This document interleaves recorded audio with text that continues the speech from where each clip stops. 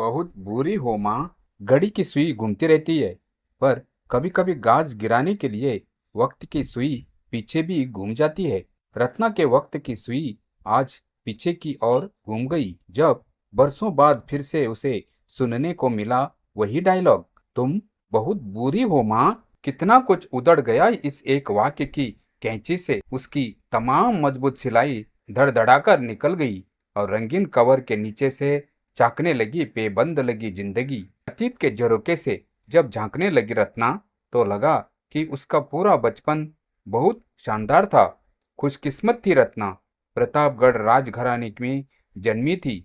रियासत अब नहीं थी, पर रहन सहन में ताम जाम शाही शानो शौकत आज भी कायम थी। महल नहीं था, पर उसकी हवेली भी महल से कम नहीं थी।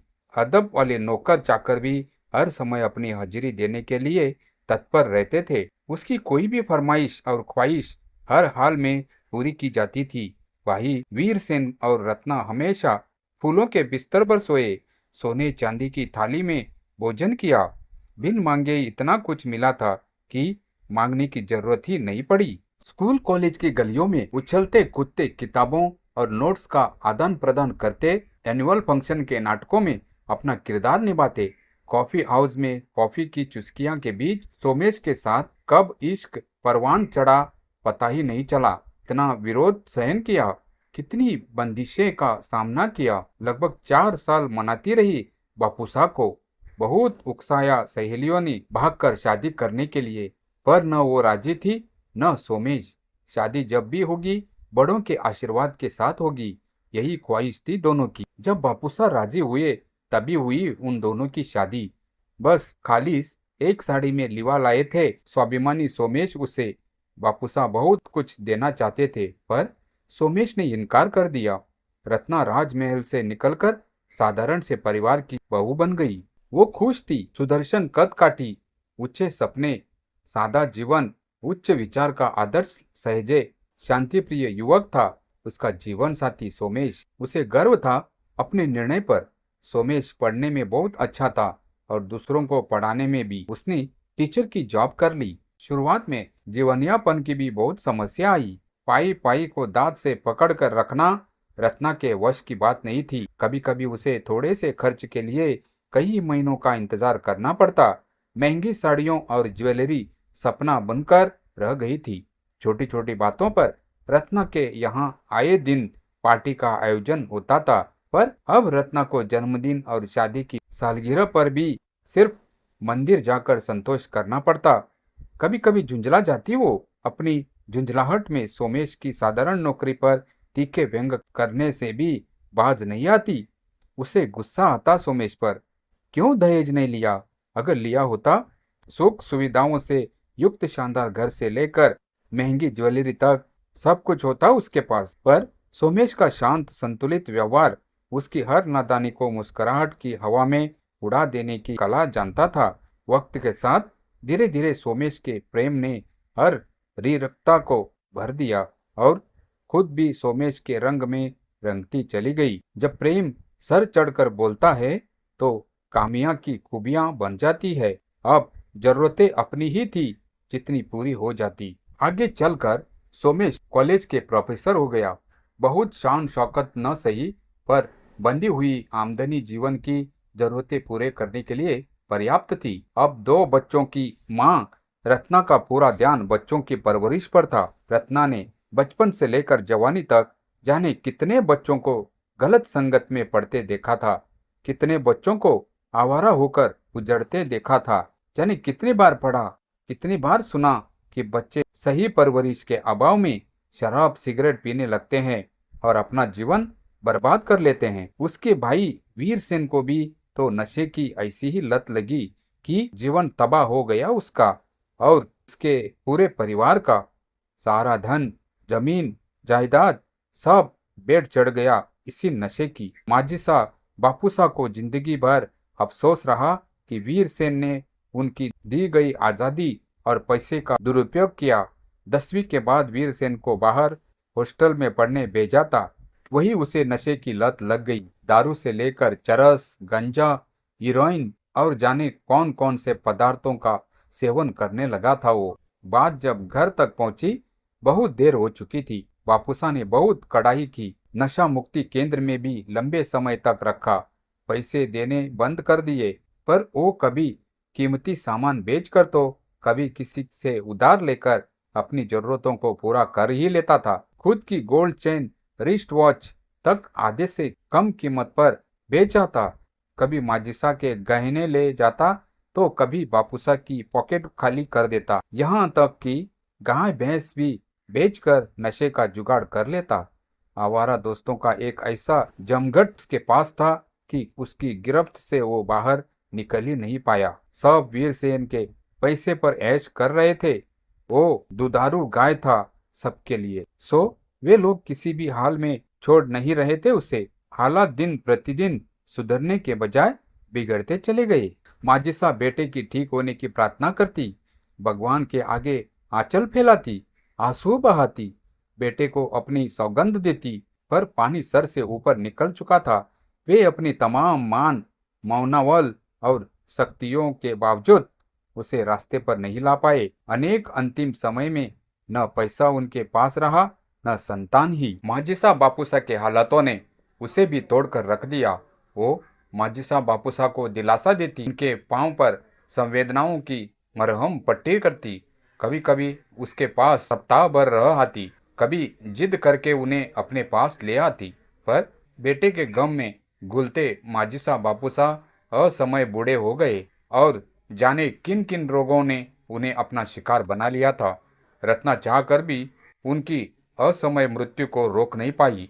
बहुत विचलित थी वो भाई वीरसेन के कारनामों से। सारी प्रतिष्ठा, धन, रुतबा सब कुछ नशे की भेंट चढ़ गया था। वीरसेन का परिवार पाई पाई को मोहताज हो गया। भाभी अपने बच्चों को लेकर पीहर चली गई। वीरसेन ने कब, कहाँ, किन हालातों में जीवन जिया जानती तक नहीं रत्ना। बचपन में साथ खेले भाई की मौत पर 2 आंसू तक नहीं बहा पाई वो। वीरसेन स्वयं तबाह हुआ ही, पर साथ में पूरे परिवार की तबाही का कारण भी बना। वीरसेन की जिंदगी के काली पुष्टों ने रत्ना को पत्थर दिल बना दिया था। अब वो अपने बच्चों को बहुत प्यार करती थी, पर उनके भविष्य को लेकर हमेशा ही अत्यधिक सावधानी बरतती थी। भीतर के नरम दिल को कभी बाहर नहीं आने देती। अपनी भावनाओं के बहाव को जबरदस्ती सीने छुपाकर कठोरता को धारण कर लेती। उसने अपने बच्चों को हमेशा ही अनुशासन में बांध कर रखा। निश्चित समय पर खाना, पीना, सोना, पढ़ना और खेलना, किसी भी तरह की कोई कोताही उसे बर्दाश्त नहीं थी। वीरसेन की बर्बादी को बहुत नजदीक से देखा था रत्ना ने। शायद यही कारण था कि अपने बच्चों के प्रति ज्यादा उदार नहीं रह पाई वो। कभी कभी सोमेश समझाते, सबको एक तुला में नहीं तोला जा सकता रत्ना।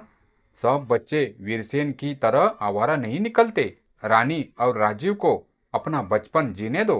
बंदिशों का ऐसा पहाड़ मत खड़ा करो कि उनका व्यक्तित्व ही मर जाए। इस पर रत्ना प्रतिकार करती, देखो सोमेश, तुम बच्चों के मामले में ना ही पढ़ो तो अच्छा है।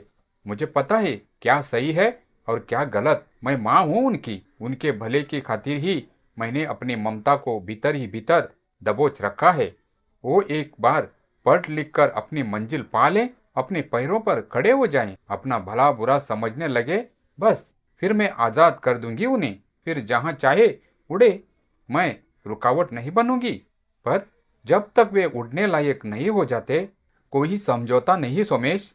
मैं न तो इतनी लचर पेरेंटिंग कर रही हूँ कि बच्चे बिगड़ जाए, न ही रबर पेरेंटिंग की बच्चे टूट जाए। मैं उस कुम्हार की तरह हूँ जो भीतर से सहारा देने के बाद ही बाहर चोट करता है। सोमेश उसकी दलीलों का मुकाबला नहीं कर पाते तो चुप हो जाते। दिन महीनों में और महीने सालों में तब्दील होते जा रहे थे। रानी और राजीव दोनों ही पढ़ाई में बहुत अच्छे थे। प्रोफेसर पिता और माँ के कठोर अनुशासन में बड़े होते बच्चों की जब भी कोई जिद पूरी नहीं होती, सीमित सी पॉकेट मनी न फिल्म देखने की इजाज़त देती, न ही रेस्टोरेंट जाने की। जब भी बच्चों को लगता वे दूसरे बच्चों की तरह आज़ाद नहीं है, जब भी उन्हें टीवी देखने से रोका जाता, परीक्षा के दौरान तो टीवी का कनेक्शन तक कटवा दिया जाता था, तब रानी और राजीव दोनों के मुंह से एक ही डायलॉग निकलता, तुम बहुत बुरी हो माँ। रत्ना इस डायलॉग को एक कान से सुनकर दूसरे कान से निकालने का दिखावा करती, पर भीतर ही भीतर तड़प कर रह जाती। एक माँ को उसकी ही संतान बुरा कहे, इससे ज्यादा दुख इस दुनिया में किसी को किसी बात से नहीं हो सकता। रत्ना सोचती, मैं ये सारी शक्तियाँ तुम्हारा भविष्य बनाने के लिए ही तो कर रही हूँ बच्चों।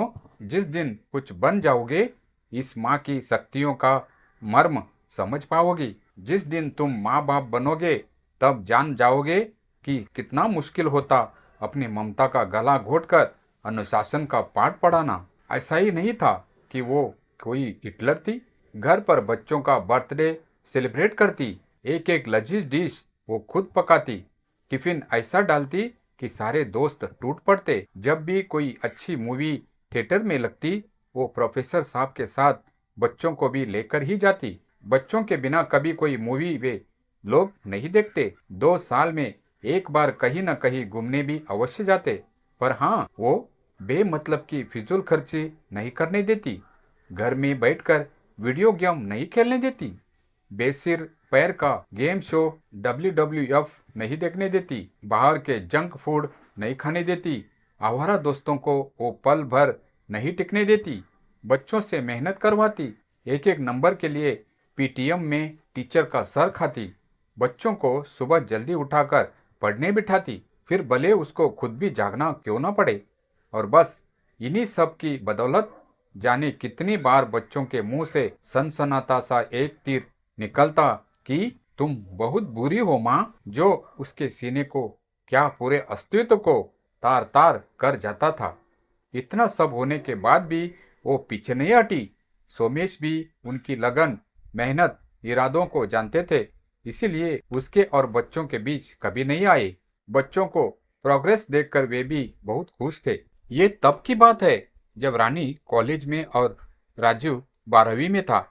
अचानक हृदय गति रुक जाने से सोमेश उसे छोड़कर चले गए। भरी दुनिया में बच्चों के सिवा उसका कोई नहीं था। महीनों बाद जब वो संभली, तब लगा कि घर की आर्थिक स्थिति को संभालने और बच्चों की परवरिश के खातिर उसे अब हर हाल में नौकरी करनी होगी, अन्यथा बच्चों का भविष्य बिगड़ जाएगा, और ऐसा वो हर हाल में नहीं होने दे सकती थी। थोड़ी सी कोशिश और सोमेश के दोस्तों की सिफारिश से उसे सोमेश की कॉलेज में टीचर की नौकरी मिल गई।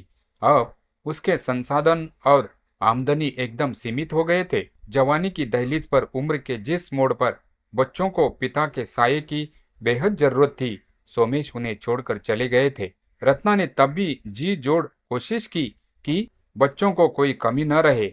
नौकरी और घर दोनों दूरियों को साधती हुई आंखों में आंसू और होठों पर मुस्कान लिए वो चुपचाप चली जा रही थी। अपने मकसद पर उसकी नजरें टिकी थी। पुरुषार्थ का प्रतिशत भी मिला उसे। रानी ने इंजीनियरिंग की डिग्री के बाद MBA किया और फिर साथ में पढ़ने वाले चिराग से शादी। राजीव ने इंटीरियर डिजाइनर की डिग्री लेकर एक बड़ी कंपनी में डिजाइनर के तौर पर अपना जॉब शुरू किया।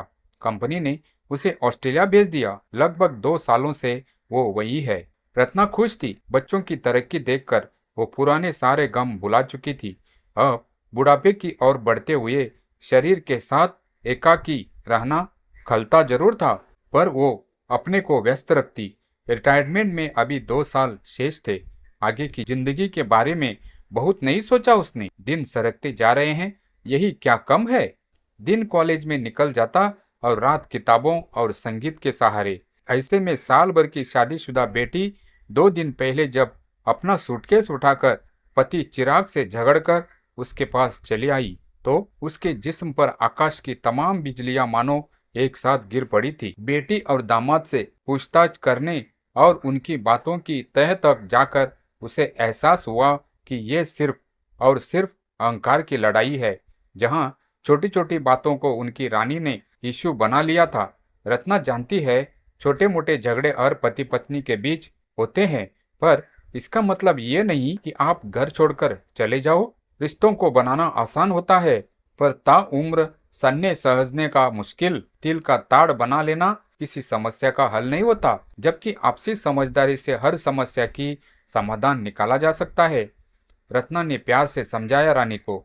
देखो रानी, मैं यह नहीं कहती कि तुम किसी अत्याचार को सहन करो, किसी की गुलाम बनकर जियो, किसी को स्वाभिमान पर चोट पहुंचाने दो, पर इसका मतलब यह भी नहीं है कि तुम पति से बेमतलब लड़ झगड़ कर मेरे पास रहने चली आओ। अपनी गलती को गलती न मानो।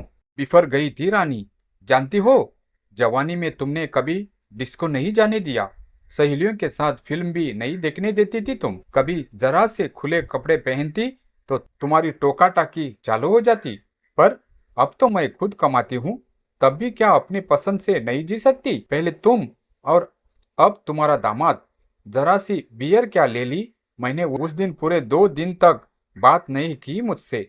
मुझे नहीं पता था कि इतने खुले विचारों का होने के बावजूद इतना दकिया सुनी निकलेगा मेरा पति चिराग। और तुम कहती हो वही चली जाऊं वापस? तुम मेरी माँ हो या मेरी दुश्मन? रानी ने पांव पटकते हुए कहा। मैं तुम्हारी माँ हूँ रानी, इसीलिए कह रही हूँ। सही रास्तों का चुनाव ही सही मंजिल पर ले जाएगा। ठंडे दिमाग से सोचो, तुम्हारी जगह अगर शराब पीकर घर आता तो तुम्हारे दिल पर क्या बीतती? बियर पीना, भड़काऊ वस्त्र, देर रात तक चलने वाले डिस्को हमारी संस्कृति का हिस्सा नहीं है। आधुनिकता का झूठा दिखावा हमें कहीं ना कहीं छोड़ता। बेटी, चिराग तुम्हारे हित की बात करता है तो तुम्हें बुरा लग रहा है। अगर वो तुम्हारी परवाह न करे तो अच्छा लगेगा तुम्हें। तुम जानती हो, मैं वो माँ नहीं हूँ जो अपनी संतान की खामियों पर पर्दा डालकर उसका हाहित करे। अगर गलती तुम्हारी है तो उसे स्वीकार करने में हिचकिचाहट कैसी? अहंकार से किसी समस्या की समाधान नहीं होता मेरी बच्ची। पति पत्नी के बीच छोटी मोटी बात होती रहती है, पर उस छोटी सी बात को जीवन पर हावी होने दोगी तो जिंदगी में बिखराव के अलावा कुछ भी हासिल नहीं होगा। मैं तुम्हारा घर उजड़ते हुए नहीं, बसते हुए देखना चाहती हूँ। नादान कदमों की लड़खड़ाहट से लंबी रेस को नहीं जीता जा सकता, इसलिए समझदारी से काम लो।